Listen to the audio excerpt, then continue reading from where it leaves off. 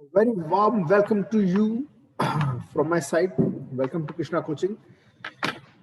आज का जो हमारा सेशन है वो किस टॉपिक पर है? That is parliamentary control over executive is ineffective. What are the reasons? ये हमारा टॉपिक है. Reasons behind ineffectiveness of parliamentary control over executive. ठीक है जी, ठीक है कि पार्लियामेंट में डिबेट होता है, डिस्कशन होता है, गवर्नमेंट की पॉलिसीज के ऊपर बात होती है, खामियां निकाली जाती हैं. पब्लिक अकाउंट्स कमेटी देखती है अकाउंट्स को. ठीक है, ऑडिट की रिपोर्ट आती है. ऑडिट कौन करता है? CAG, CAG, comptroller and auditor general of India. उसकी रिपोर्ट जाती है पब्लिक अकाउंट्स कमेटी के पास. क्लियर? उसकी रिपोर्ट जाती है प्रेसिडेंट के पास. प्रेसिडेंट देता है पब्लिक अकाउंट्स कमेटी को, और पब्लिक अकाउंट कमेटी फिर जो रिपोर्ट देती है, ठीक है, उसके ऊपर बहस होती है, डिस्कशंस होते हैं इन पार्लियामेंट. जैसे कि हुआ था 2G स्पेक्ट्रम घोटाले वाले केस में. Vinod Rai was the CAG. उसने रिपोर्ट दी कि 1,76,000 करोड़, 1,76,000 करोड़ एक्स्ट्रा अर्न किए जा सकते थे अगर 2G स्पेक्ट्रम टेक्नोलॉजी की ओपन मार्केट में बिडिंग होती, ऑक्शन होती, पर वो नहीं हुई. ठीक है, तो पब्लिक एक्सचेकर को 1,76,000 करोड़ का नुकसान हुआ है. ओके, तो उसकी इस रिपोर्ट प्रेसिडेंट के पास गई, वहां से पब्लिक अकाउंट्स कमेटी, और फिर वहां से सरकार की कारगुजारियों के ऊपर डिस्कशन का दौर शुरू हो गया. पर ये है क्या है? तो पोस्टमार्टम काम तो हो चुका, कंट्रोल तो नहीं हो पाया. यानी कि जब गलत काम हो जाता है, जब कमियां रह जाती हैं काम में, जब नुकसान हो जाता है, उसके बाद कहीं जाके पार्लियामेंट्री कंट्रोल में पब्लिक अकाउंट्स कमेटी काम करना शुरू करती है, और ये एक तो पोस्टमार्टम जैसा काम करती है. This is not effective control. इसके अलावा और भी कई पॉइंट्स हैं, जैसे कि जो हमारे नेता हैं, पहले तो बहुत ज्यादा है, लोकसभा और राज्यसभा में मेंबर काफी ज्यादा है. ठीक है, इतना बड़ा हाउस, वो सब ट्रेंड नहीं है, प्रोफेशनली क्वालिफाइड नहीं है, उस तरह से एडुकेटेड नहीं है. ठीक है, तो वो लोग टेक्नोलॉजिकली और टेक्निकली और एजुकेशनली इतनी इस लायक नहीं है कि अच्छा कंट्रोल एक्सरसाइज कर सके. ये भी एक दूसरा कारण है कि पार्लियामेंट का control over the government is not a proper control. फिर आज के समय में क्या हो रहा है?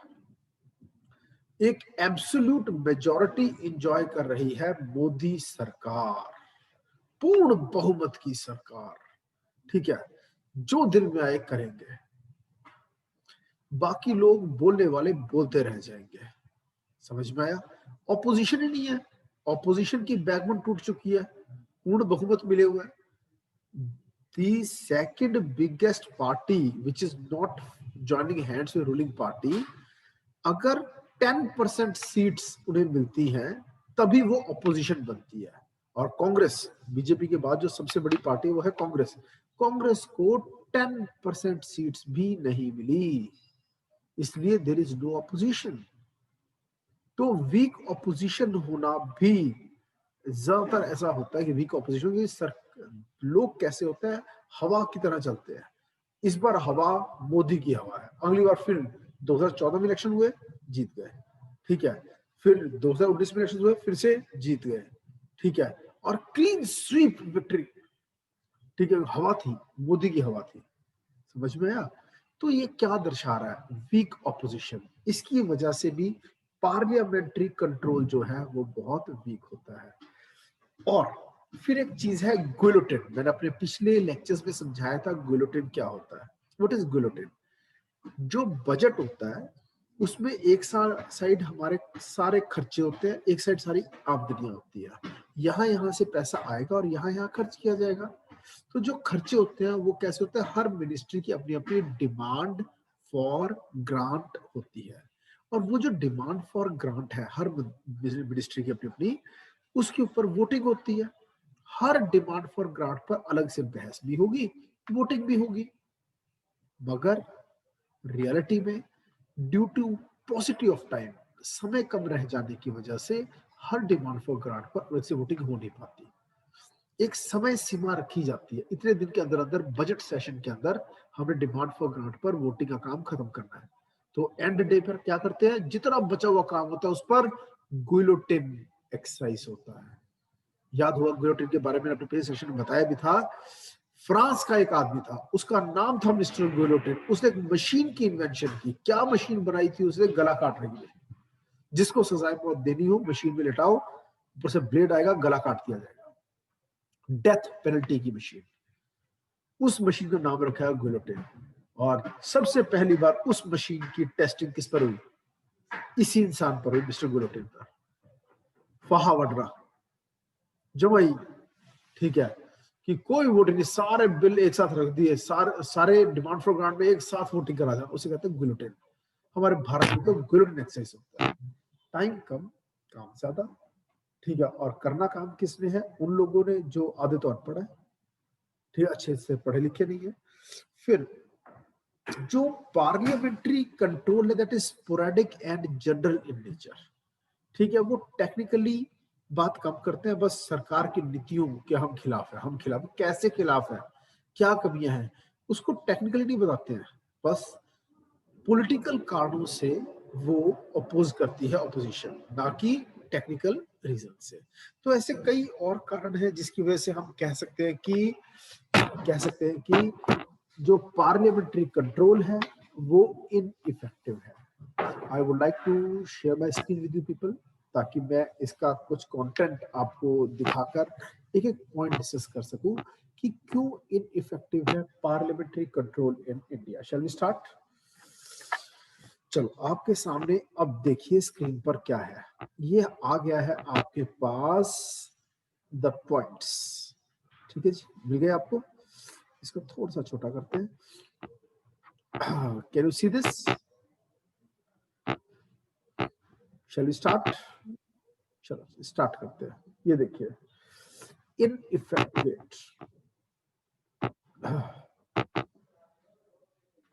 इनइफेक्टिवनेस ऑफ पार्लियामेंट्री कंट्रोल, ठीक है जी, कि parliamentary control over government and administration in India ये सिर्फ थ्योरेटिकल है, प्रैक्टिकली कंट्रोल है नहीं कुछ, ठीक है। और अगर कंट्रोल है भी तो इफेक्टिव कंट्रोल नहीं है। जितना होना चाहिए, what it ought to be, उतना अच्छा कंट्रोल नहीं है, ठीक है।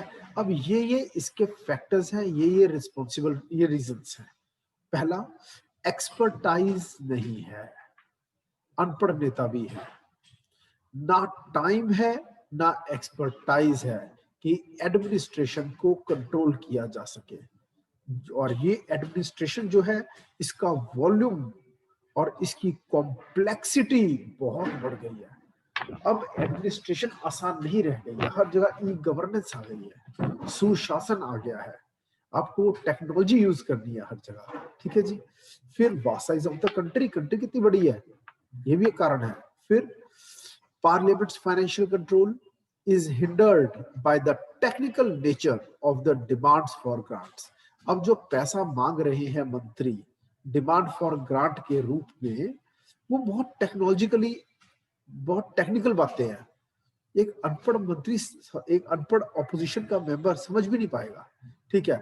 The parliamentarians being layman, they are layman, यानी जनरल, उनको इन डेप्थ नॉलेज नहीं है, वो समझ ही नहीं पाते, ठीक है, उन डिमांड फॉर ग्रांट्स को, उनकी जरूरतों को ना properly fully they can not understand those demand for grants.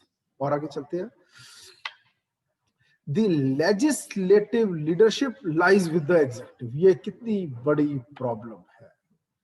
ये प्रॉब्लम है पार्लियामेंट्री सिस्टम ऑफ गवर्नमेंट की। समझिए, एक फ्रेंच फिलोसोफर था, there was a French philosopher जिसका नाम था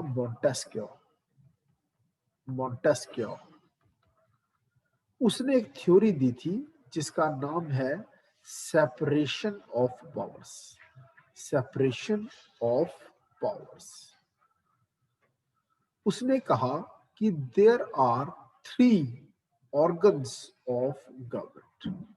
और ये 3 ऑर्गन्स कौन कौन से हैं? लेजिस्लेचर, लेजिस्लेचर यानी कि विधायिका, जो कि कानून बनाएंगे, जिसको हम आज की डेट में क्या बोल देते हैं, पार्लियामेंट। और दूसरा है एग्जीक्यूटिव, जिसको हम क्या कहते हैं, कार्यपालिका, यानी कि जो इंप्लीमेंट करेंगे, एग्जीक्यूट करेंगे। ठीक है जी। इसमें कौन कौन आ जाएंगे, प्राइम मिनिस्टर, और आ जाएंगे कौन, सारे के सारे मंत्री यानी कि मिनिस्टर्स, और आ जाएगा कौन, प्रेसिडेंट भी इसी का एक हिस्सा है। प्रेसिडेंट सबसे ऊपर, ठीक है, उसके नीचे पीएम, उसके नीचे सारे मंत्री, और उसके नीचे सिविल सर्वेंट्स, सिविल सर्वेंट्स, ये सब मिलके बनता है एग्जीक्यूटिव। और फिर आता है जुडिशरी, जजेस, ऊपर सुप्रीम कोर्ट, उसके नीचे हाई कोर्ट, उसके नीचे लोअर कोर्ट्स। ठीक है जी। तो पार्लियामेंट में जो मेंबर्स है वो है एमपीज, मेंबर ऑफ पार्लियामेंट। उन्हीं में से कुछ लोगों को बनाया जाता है पीएम, मिनिस्टर्स, यानी कि लेजिस्लेचर और एग्जीक्यूटिव अलग अलग नहीं है। जबकि मोंटेस्क्यू क्या कहता था कि ये अलग, ये अलग, ये अलग। उसकी थ्योरी ये थी, लेजिस्लेचर अलग, एग्जीक्यूटिव अलग, जुडिशरी अलग, तीनों की सेपरेट पावर्स होनी चाहिए। कोई भी आदमी ऐसा ना हो जो जज भी है और मंत्री भी है, जज भी है और कानून बना भी रहा है। लेजिस्लेचर का काम है टू मेक लॉ, कानून को बनाना। एग्जीक्यूटिव का काम है टू एग्जीक्यूट द लॉज, यानी टू इंप्लीमेंट द लॉज। और इसका काम है to interpret the law, to interpret the law. ठीक है जी। लेजिस्लेचर दो वर्ड्स के मिलन से बना है, लेजिस प्लस लेटम।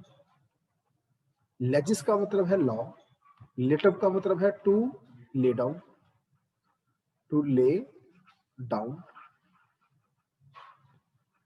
क्लियर। तो legislature lays down the law और उसको इंप्लीमेंट करेगा एग्जीक्यूटिव, और उसके हिसाब से केसेस सॉल्व, जो इंटरप्रिटेशन करेगा उसकी, कि लॉ क्या कहता है, उसका मतलब निकालना, वो करेगा judiciary.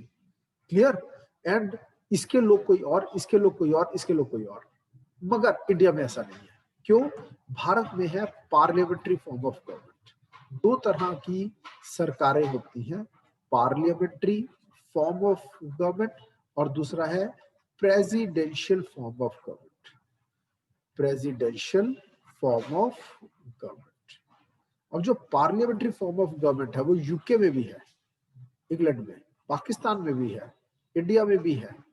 Presidential form of government USA में है, स्विट्जरलैंड में है, और बहुत सी जगह पर है। ठीक है जी। तो जहां भी पार्लियामेंट्री फॉर्म ऑफ गवर्नमेंट होगी वहां लेजिस्लेचर और एग्जीक्यूटिव जो है वो हाथों में हाथ डालकर चलेंगे, क्योंकि एग्जीक्यूटिव के जो लीडर्स हैं, जो मंत्री हैं, वो लेजिस्लेचर में से ही लिए जाते हैं और जुडिशरी अलग रहती है इनसे।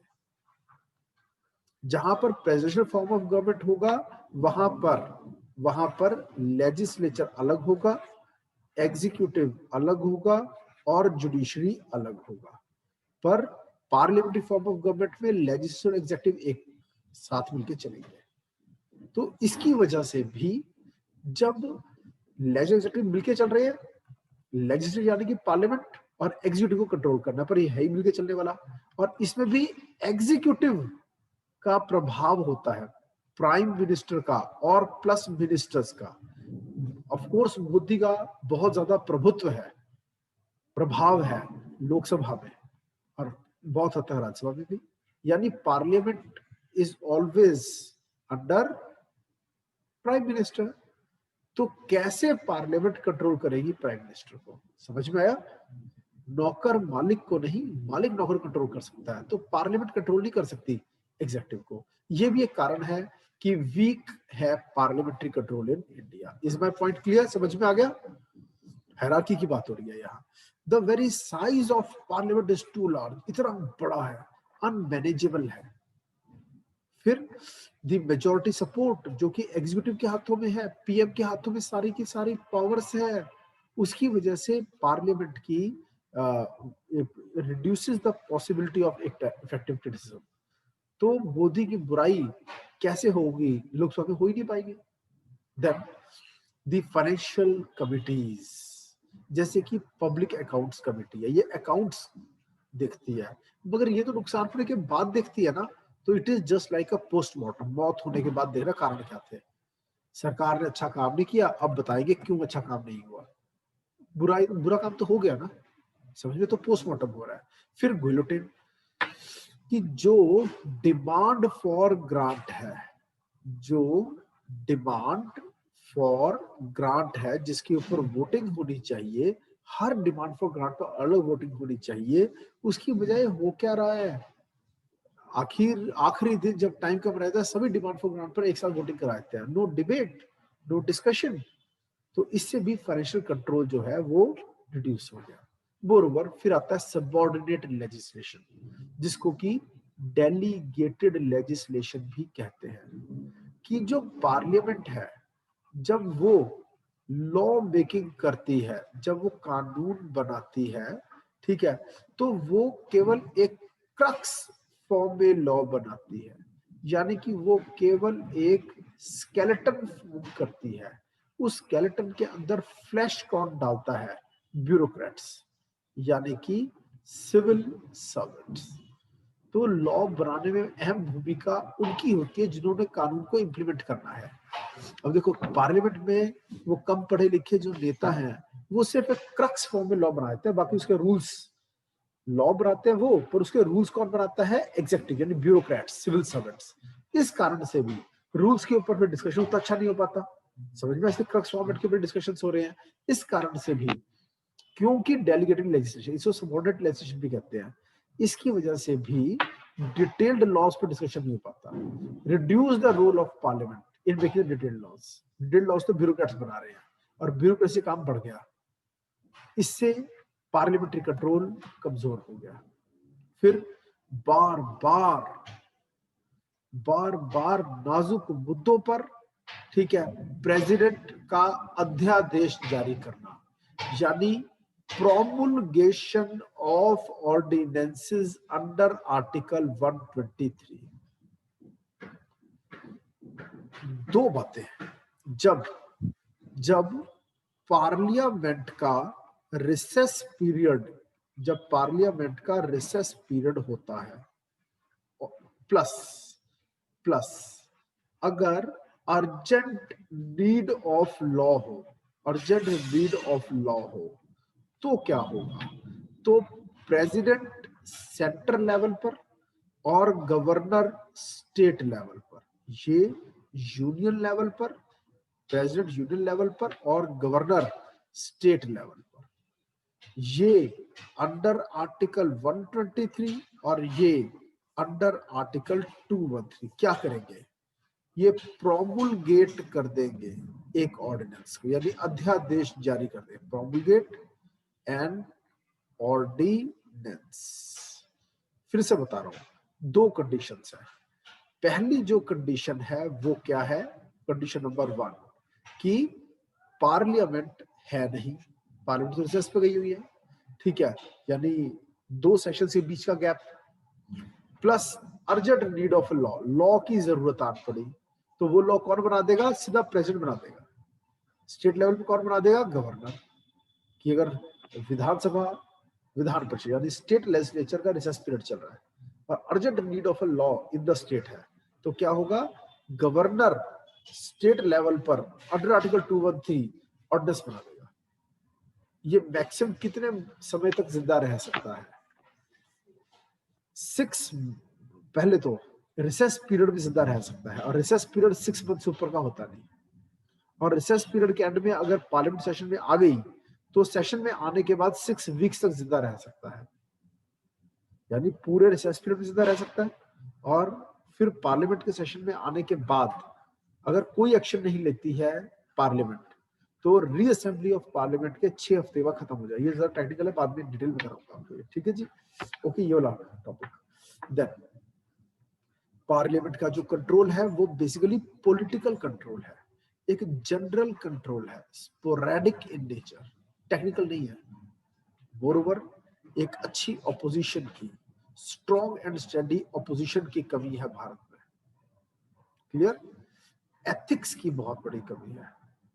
इसकी वजह से इनइफेक्टिव है legislative control over administration in India. Is my point clear? तो ये मेन मैंने आपको पॉइंट्स बताए हैं, the reasons why the parliamentary control over government is ineffective. Okay, इसके साथ ही मैं इस टॉपिक को यहाँ समाप्त करने जा रहा हूँ। Any query, any question you can ask, पूछिए, कुछ पूछना चाहते हो?